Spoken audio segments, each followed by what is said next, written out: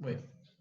Hola chicos, ¿cómo están? Espero que estén todos muy bien, que hayan pasado bien las vacaciones y que bueno, nada, que esta semana los encuentre bien y- y empezando de la mejor manera.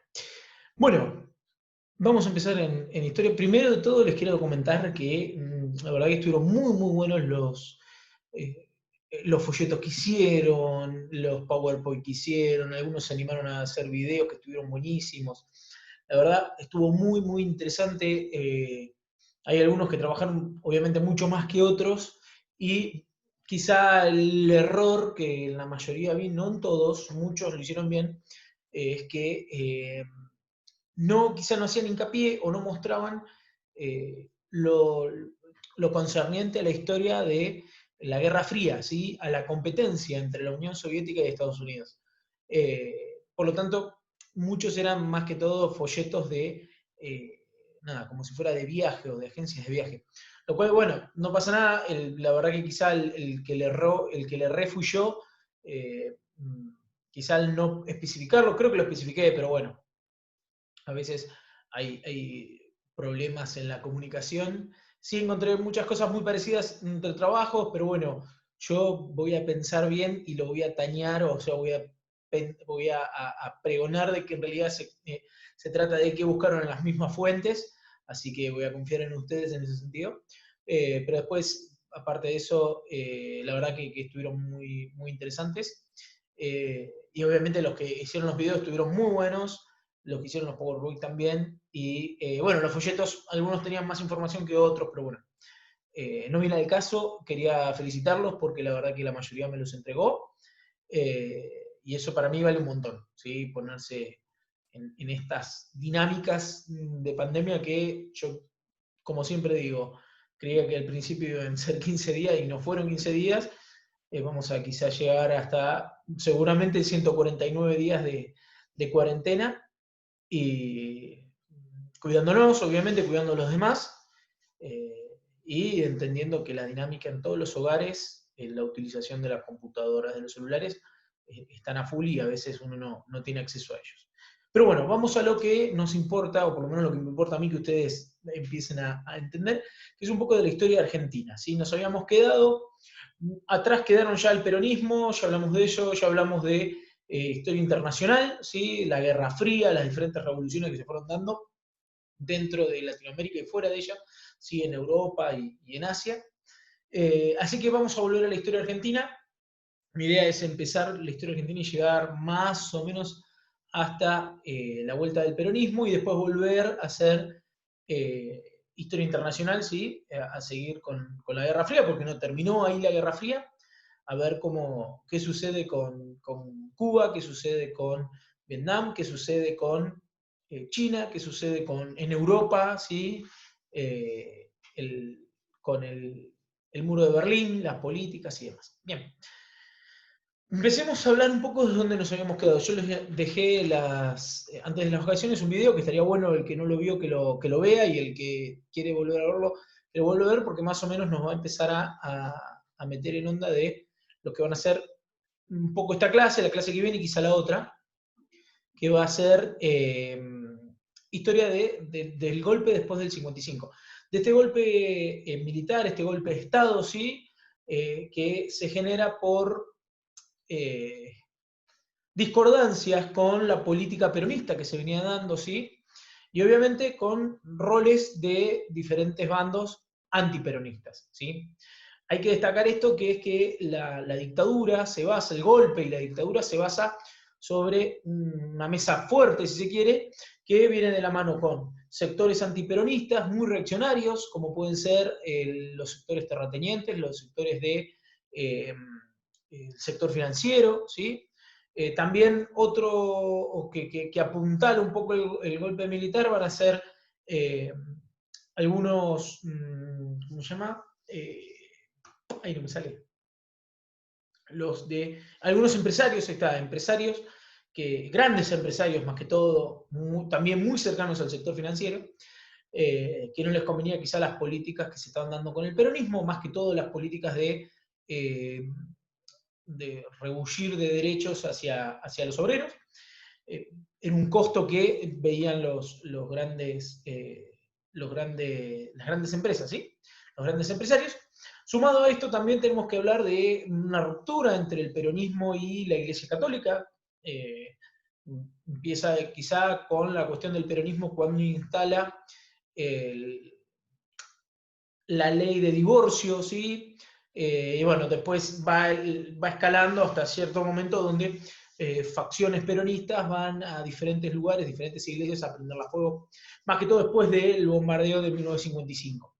Por lo tanto, tenemos empresarios, sector financiero, tenemos sectores reaccionarios antiperonistas, tenemos la Iglesia Católica, la UCR estaba muy en contra del peronismo y obviamente que le convenía mucho, quizá, no sé si lo que voy a decir está bien, pero sería sacarse ese competidor natural que tenía la UCR para poder retomar de nuevo o darle la mano al pueblo como nació, ¿no? Como un grupo que reaccionaba en contra de las élites a favor del pueblo, ¿sí? Esas oligarquías o esos grupos enquistados en el poder de fin del siglo XIX y principio del siglo XX, que el radicalismo atacaba y luchaba y le daba más empoderamiento al pueblo. ¿Sí? Quizá eso es lo que lo movió un poco a la UCR. Y obviamente los militares, ¿sí? Los militares en el sentido de que, si bien Perón era militar y tenía muchos adeptos, después del 55 habíamos visto que un pequeño levantamiento sindicado por militares eh, o sea, militares peronistas. El mismo Leonardi dice ni vencedores ni vencidos, porque hasta cierto punto él también era peronista, ¿no? Pero bueno, se da el golpe del 55 y se continúa la política sí, la política y el rebullir social con un peronismo proscripto. ¿Qué quiere decir proscripto? Que no se podía presentar para las elecciones y obviamente no se podía hablar de ello, ¿sí? Lo primero que hace la dictadura, más que todo después, una vez que, porque esto vale también decirlo, ¿no? Lo toma Lonardi y empieza a haber dos facciones o dos grupos dentro de la dictadura, ¿sí? Del 55. Uno que va a ser más, quizá tirando a negociar con este grupo peronista, ya sin Perón, porque Perón ya se había ido del país, para negociar y así quizá construir un poco de poder teniendo las bases peronistas que obviamente de los obreros que eran muy grandes, ¿sí? Los sindicatos eran muy poderosos en ese momento. Entonces, una de las salidas era negociar con estos peronistas y crear un nuevo peronismo pro dictadura, si se quiere. Pero por el otro lado, que va a ser la facción que va a terminar ganando con Isaac Rojas, el vicepresidente a la cabeza, estrictamente antiperonistas que intentan proscribirlo y que nadie hable de Perón, ¿sí? Por lo tanto, una vez que con el tiempo Leonardi lo sacan, Leonardi es el que queda como presidente interino, termina siendo, se baja, ¿no? de la presidencia y sube Pedro Eugenio Aramburu, que era más del corte o sea, más adepto a las ideas de Isaac Rojas, estrictamente antiperonistas, donde se inicia la prohibición del peronismo, ¿sí? Y eso está muy interesante verlo como una sociedad antes del 55, ¿sí? Estaba influida, atestada, aunque atestada no es la palabra correcta, pero estaba llena de imágenes pro-peronistas, ¿sí? Con Perón, con Evita, ¿sí?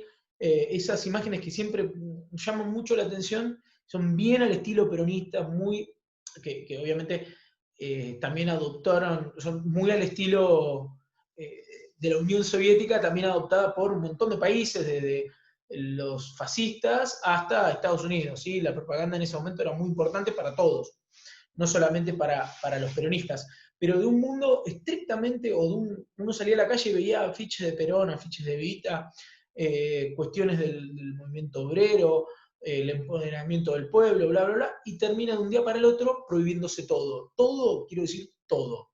No se podía decir Perón, no se podía tener una estampita de Perón, una estampita, sería como una figura, una foto de Perón, no se podía cantar la marcha peronista. ¿Sí? Todo eso se prohibió estrictamente y obviamente eso hace pensar de que prohibir está mal, ¿no? O sea, uno tendría que jugar el juego con todos. Pero bueno, la proscripción existió. Existió la proscripción y así fue como el peronismo desapareció de la plana política, por lo menos por un tiempo. Dijimos entonces que Aramburu toma el poder y obviamente la dictadura no se quería perpetuar en el poder y empieza a pensar cómo lograr salir de esta. Y hacen dos hitos muy interesantes, tres en realidad, hitos o hechos muy interesantes. El primero quizá es un comité organizador para la CGT. Recordamos la CGT, la Comisión General del Trabajo, era quien agrupaba a los sindicatos, ¿sí? A los obreros, a los trabajadores, quizá el puño fuerte del peronismo. Un comité organizador que era más que todo un comité interventor, ¿no?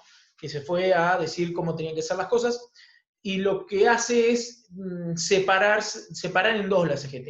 Las 32 organizaciones que no tenían que ver con el peronismo, y las 62 organizaciones que tenían que ver con el peronismo, que terminaron de a poquito construyendo un poder interesante. ¿Sí? Obviamente un poder desde el punto de vista del peronismo puro, algunos. Otros eran quizá más tendientes a negociar con la dictadura para poder sumar poder y quizá no le importaba mucho seguir los preceptos peronistas, pero bueno, eran de las 62 organizaciones. Por lo tanto, tenemos un gran hecho, que fue eso, el comité organizador, donde la CGT se termina separando en dos. ¿Sí? Y después los otros dos hechos que me parece que son quizá que repercuten más allá de las puertas de la Casa Rosada y llega a todo el país, es primero en 1957 la Junta para redactar una nueva constitución, ¿sí? Que se había renovado en 1949 con el peronismo. Se busca redactar una nueva y se llama a una junta parlamentaria, ¿sí? Pero para eso había que elegir a los parlamentaristas, ¿sí? A quienes iban a discutir, iban a organizar y iban a proponer los diferentes artículos de la nueva constitución. Entonces, para eso se hace una elección, ¿sí? Abierta a todo el pueblo. Ya las mujeres votaban, así que también estaban las mujeres metidas en esto para votar. Y acá es donde empieza a verse un poco esta cuestión de que el peronismo, aún siendo proscripto y siendo prohibido, tenía todavía injerencia de la política argentina, ¿sí? De esa constitución que en realidad, constitución no, de esa elección que significaba elegir quiénes iban a hablar, quiénes iban a proponer los nuevos artículos y a debatir y a votar los nuevos artículos, si bien las bancas, o sea, diputados, funcionarios, como quieran llamarlo, que más votos obtuvieron fueron los de la UCR, el gran vencedor o el que más votos sacó fue el voto en blanco ya sé en ese momento que es igual al peronismo, eran todos aquellos peronistas que no iban a votar al UCR ni al socialismo, ni a los ortodoxos, ni nada. Con el 24% es lo que más se votó fue el voto en blanco, demostrando que el peronismo todavía tenía injerencia dentro de la política argentina, ¿sí? Más que todo Perón, inclusive, llamando desde el exterior a votar en blanco. Por lo tanto, ese gran hito fue esta asamblea constituyente para crear una nueva constitución.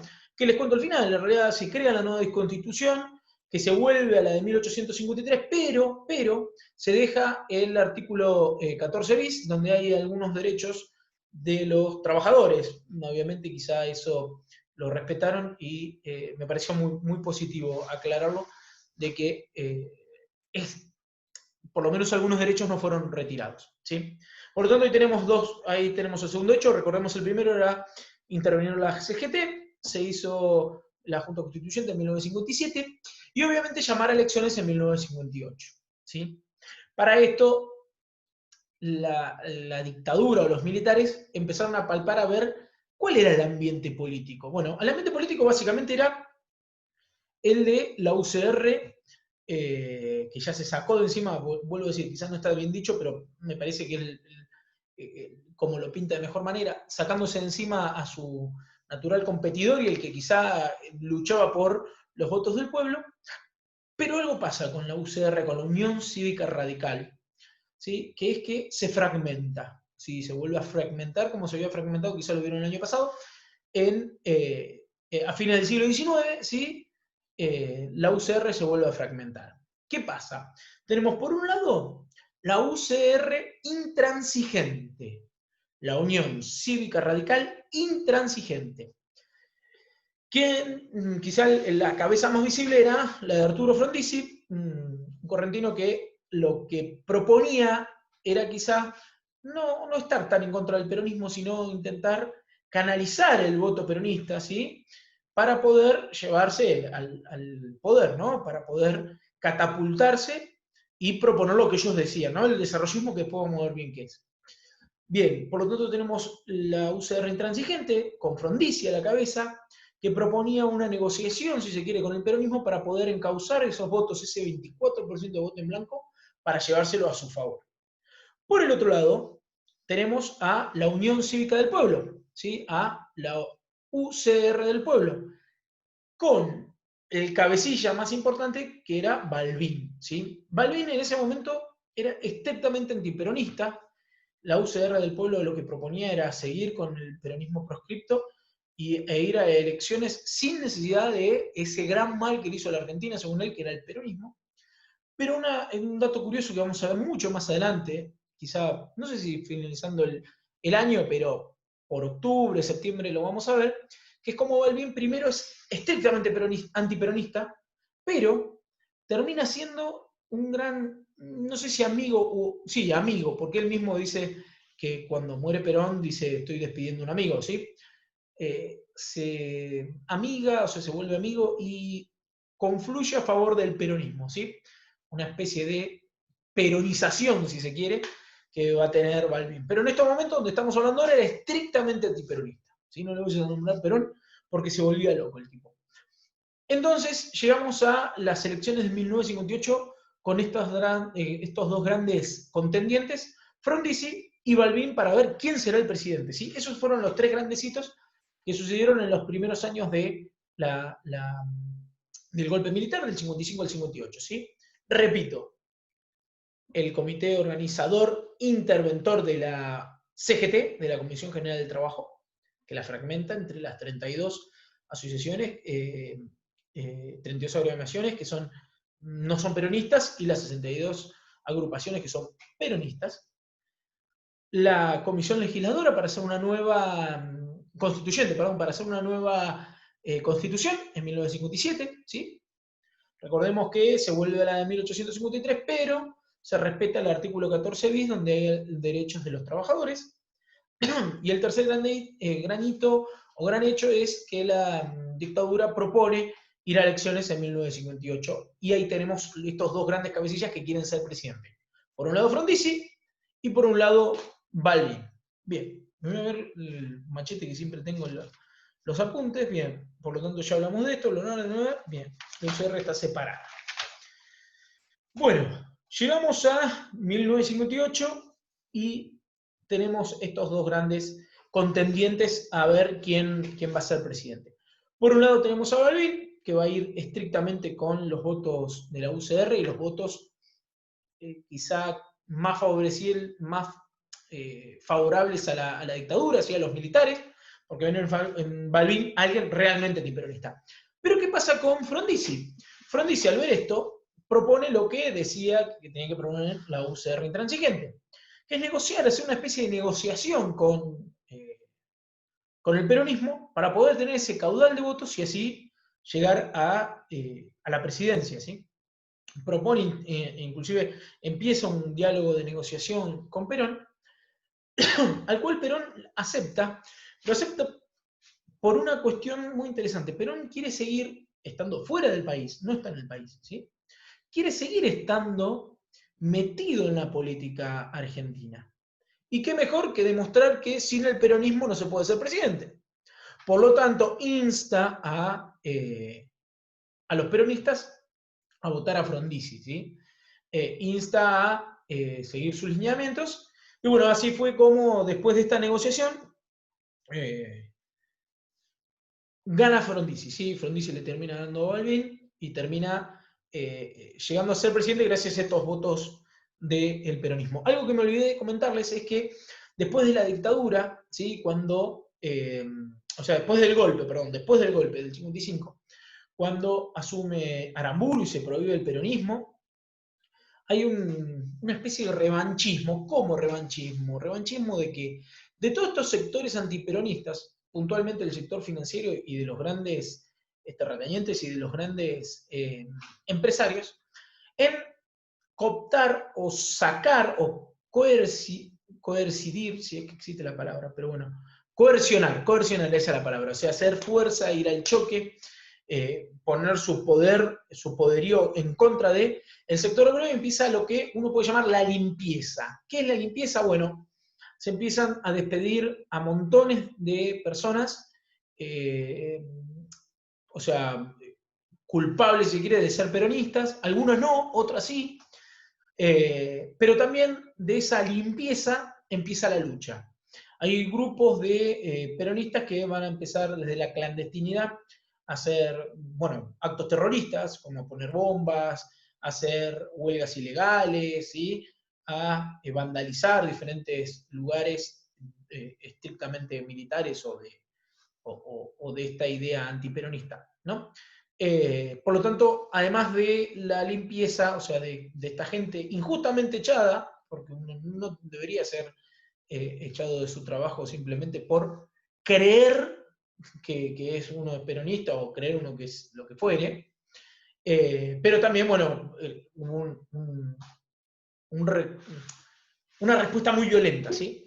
También hay que entender que en ese momento todavía estamos en este mundo donde las respuestas violentas daban su fruto. Pensemos que esto fue en el 55, 56. Pensemos que 3 años antes ya se estaba dando la revolución cubana, ya se intentaban hacer los levantamientos, en el 59 termina por caer ¿cómo se llama?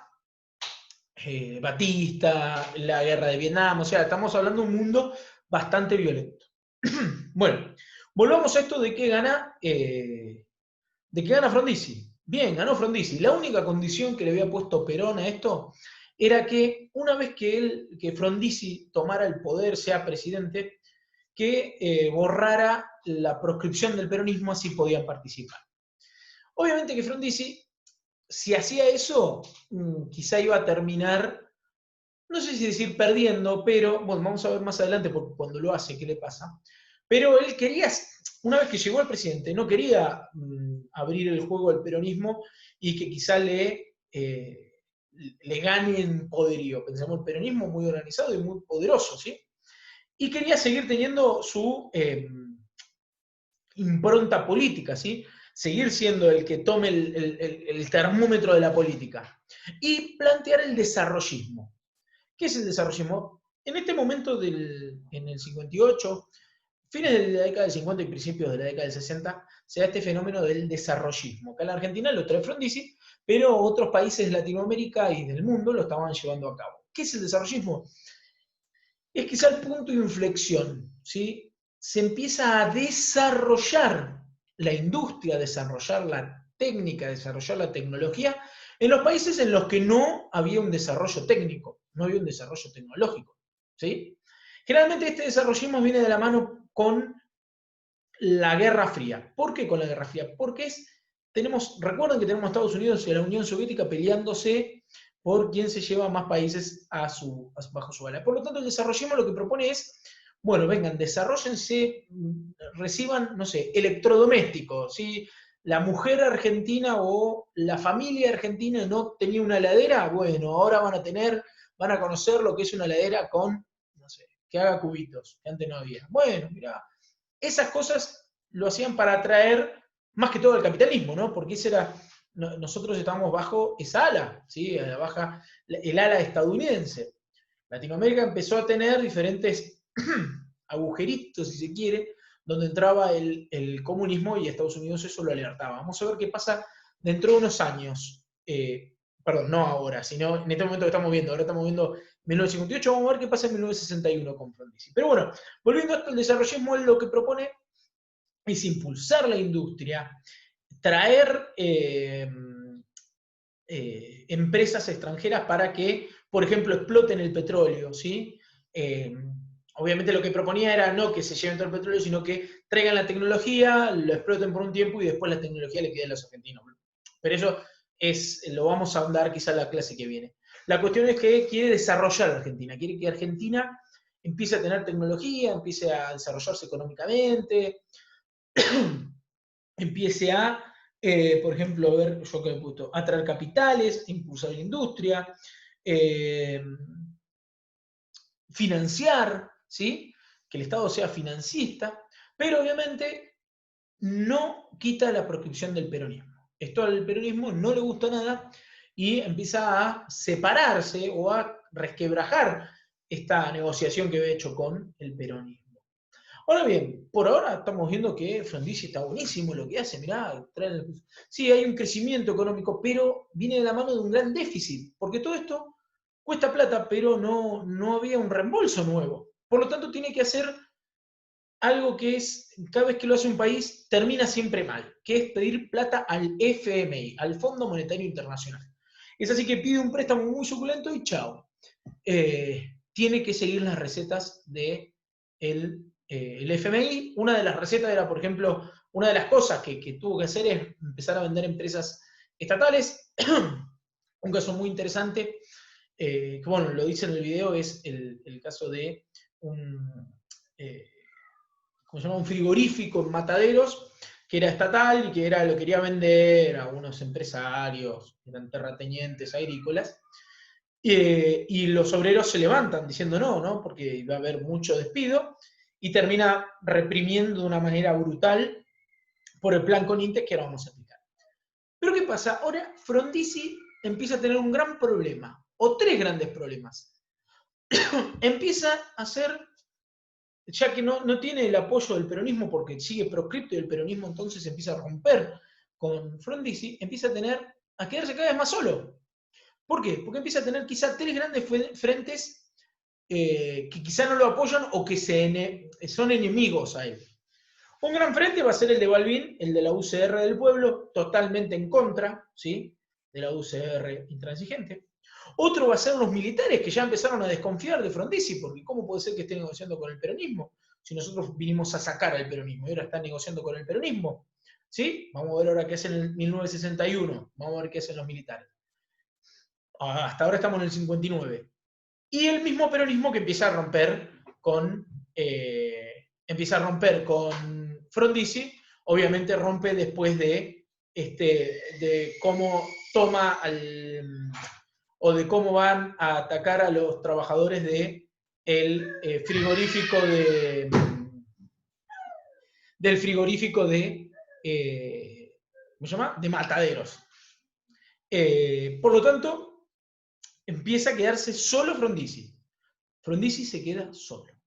Y ahí vamos esto que estoy insistiendo tanto, en 1961, donde tiene una reunión con el ministro de Industria de Cuba, un tal Ernesto Che Guevara, sumado a que para esa época Estados Unidos crea un bloqueo en Cuba, que el bloqueo de Cuba es que ningún país latinoamericano le venda ni compre ni le venda ninguna manufactura o materia prima a Cuba para poder asfixiarlo y que tenga que dejar el comunismo, ¿sí? Uno de los pocos países que se niega es Argentina, ¿sí?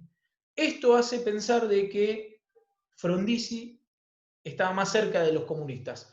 Los militares esto no lo aceptaron más.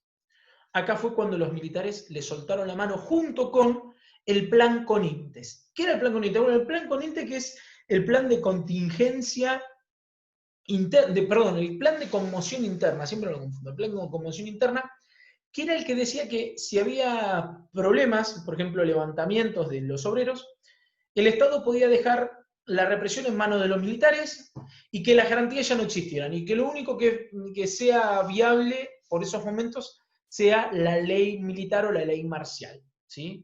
Por lo tanto era una locura, no tener garantías era que quizá en la esquina, porque fuiste a comprar el pan y justo había un levantamiento obrero ahí, y un militar se le dio por verte a vos y querer fusilarte, te fusilaba y vos no tenías nada que ver. Esa era una gran locura. Pero los militares, si bien podían tomar poder de esto, No le gustaba porque, claro, la gente empezaba a ver que los que lo reprimieron los militares, o sea, que no iba a confiar en la gente. O sea, la gente no iba a confiar en los militares. Por lo tanto, acá es donde rompe estrictamente y Frondizi queda totalmente solo, ¿sí? El peronismo no está con él, no está con él tampoco los militares, por esta cuestión de que quizá tuvo un acercamiento con el comunismo, y Estados Unidos mismo propone que no haya acercamiento, por lo tanto los militares van a seguir en esta tesitura, y obviamente la otra UCR ya rompió definitivamente. Este Frondizi solo que está llegando hoy en 1962, donde hay una crisis política, una crisis económica, pone al Sogaray, un ministro muy conocido, para intentar solucionar la cosa, pero no soluciona nada. Repito, empieza a haber, se congelan los salarios, empieza a haber inflación, ¿sí? Un desastre económico, que bueno, empieza a repercutir y ya para 1962 se empieza a ver el nuevo golpe. O sea que no pasaron 10 años, ¿sí? Y ya Argentina va a tener un nuevo golpe militar. Pero bueno, eso lo vamos a ver muy factiblemente en las próximas clases. Me gustaría, sí, la clase que viene empezar a mostrarles un poco lo que es el desarrollismo y lo que se intentó hacer en Argentina y en Latinoamérica en ese momento. Pero por ahora, bueno, vamos a dejarlo por acá y nada, que tengan muy buen día. Recuerden que cualquier consulta que me quieran hacer me la pueden hacer a través del Classroom. Y bueno, nada, felicitarlos de nuevo por los folletos que hicieron. Chicos, que tengan buen día. Nos vemos.